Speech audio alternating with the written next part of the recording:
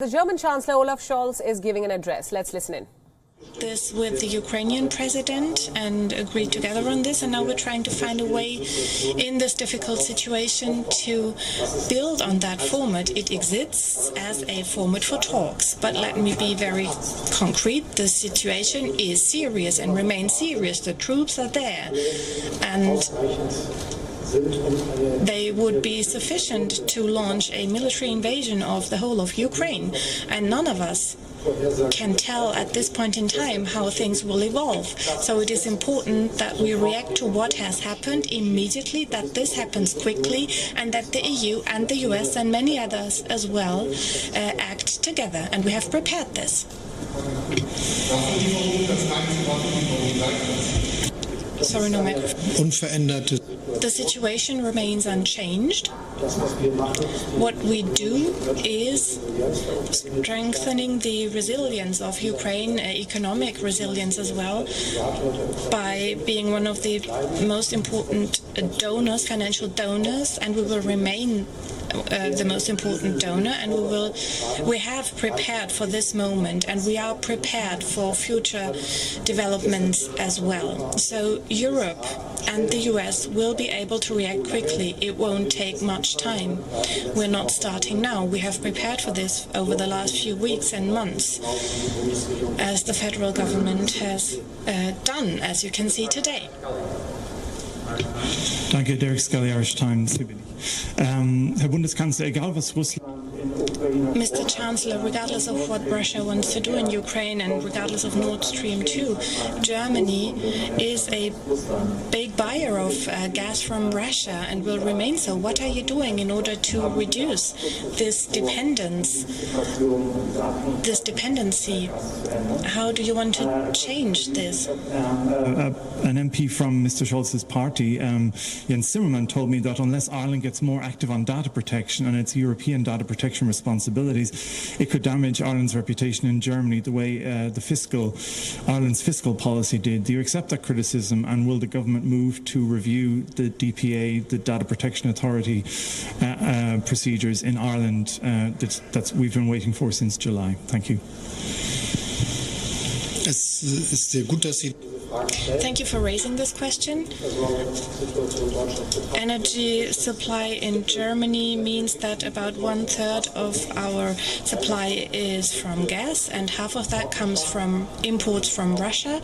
The other imports come from Norway, the Netherlands mainly, and many other places.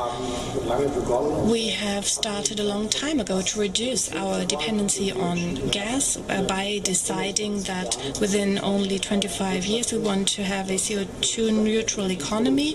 Germany will shift its energy supply to an electricity-based supply.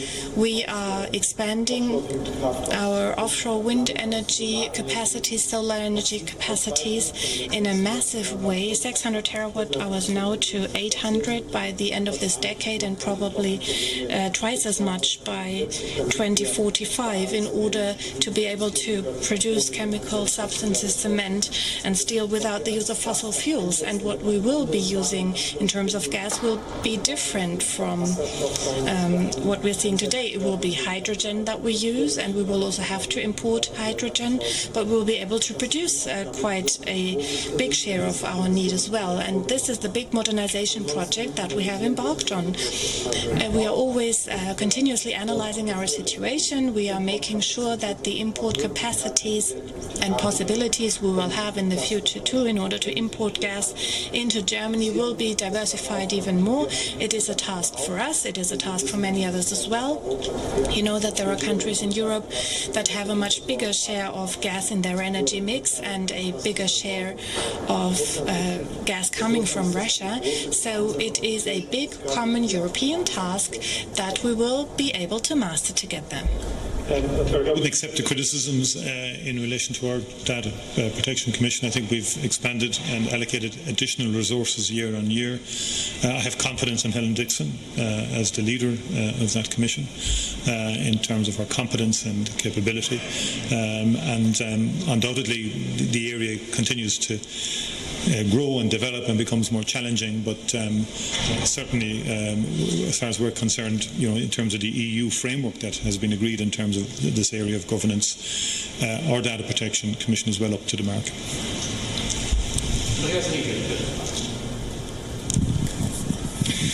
Herr Bundeskanzler, ich hätte ganz gerne nochmal nach.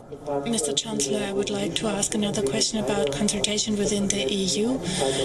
Both of you said that the EU stands in unity. Is this unity really a given? Can you be sure that all EU member states will agree on the sanctions package and will support it, or will the like-minded impose sanctions without others if necessary? And there is criticism about this staged imposition of sanctions because Putin has now started. He has destabilized Ukraine in the long term by his actions. And why are you not triggering a big sanctions package now? What is the goal? Does Putin have to withdraw the recognition, or what is your goal? What do you want to reach? Thank you very much. We will not accept this recognition. We cannot accept that. And this is why it is important that we react swiftly. And I share the optimism my colleague expressed that we will have an agreement within the EU. We have discussed this in detail over a long period of time. It has been prepared. Of course, discussions will be held in the bodies involved, but what will happen, I am convinced, is a strong package that relates to what we have seen on the ground, and the preparations have been made for also what happens in terms of a worsening of the situation and further escalation. So I won't go on forever. I'm quite confident that we will be able to reach a conclusion together here, and I think this is right. Reacting to what we've seen with measures now, a robust reaction, similar with what the US is doing, and measures that we have prepared in case of further escalation. What we of course want to absolutely prevent, because that is the goal of what we're doing, preventing such an escalation.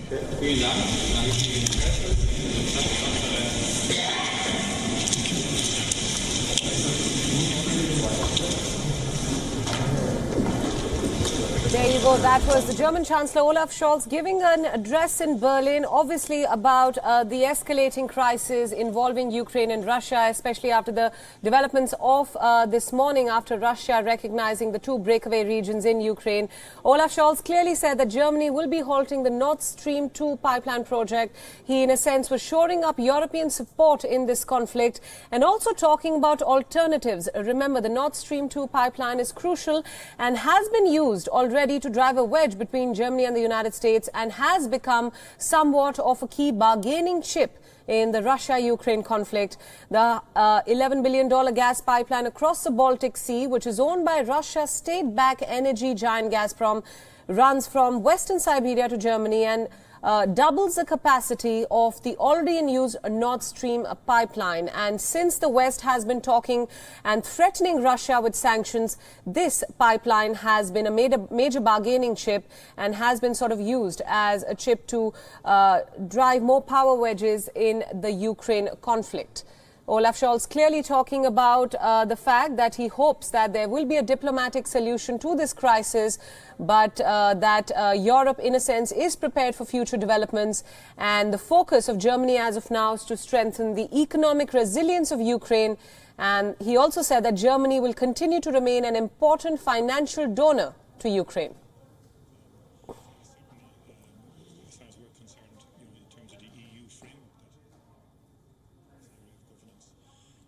WION World is now available in your country. Download the app now and get all the news updates on the move.